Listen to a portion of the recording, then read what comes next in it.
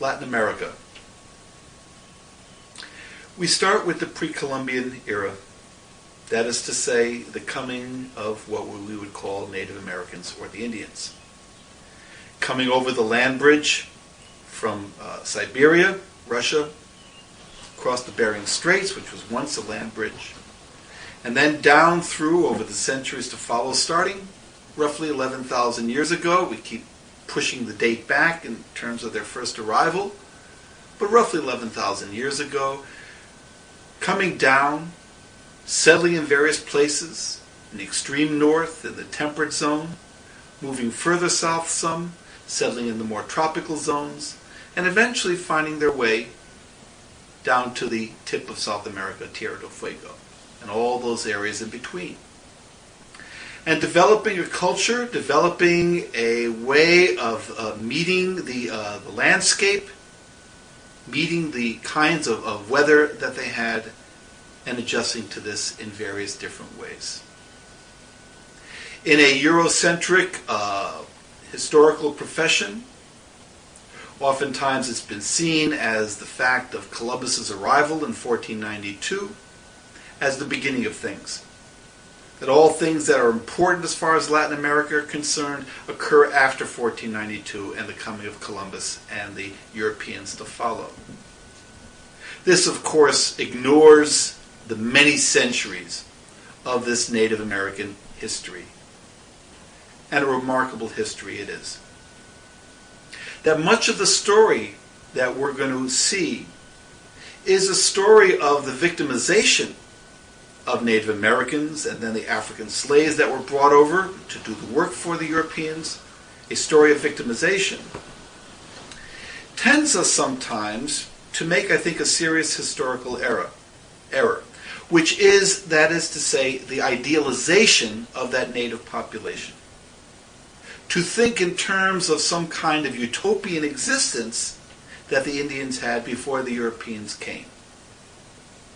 This is faulty reasoning. This is faulty history, as we shall see.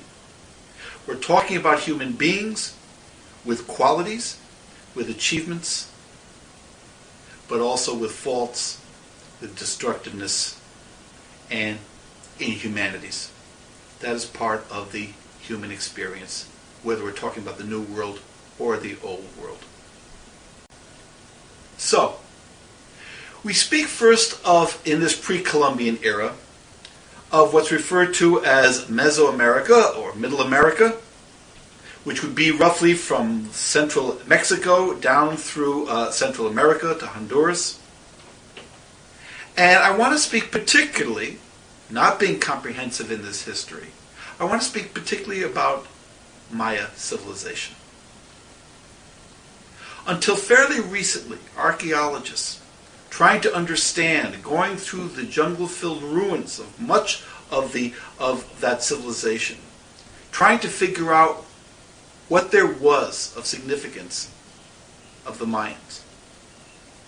One of the great difficulties was the matter of writing. It was understood for some time, at least back to the 1800s, that the Mayans had a written language in a hieroglyphic format, pictures, picture writing. But it hadn't been deciphered. And without that step, much remained unknown.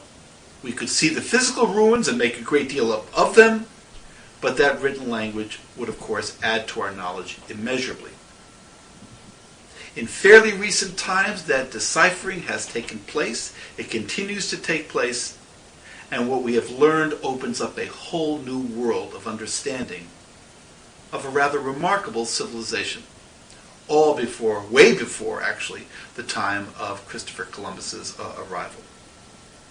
So, for example, we find that cities, and understand what that word means, which is to say, a large body of people living in an urban setting. This is always of great significance of history, the idea of the city.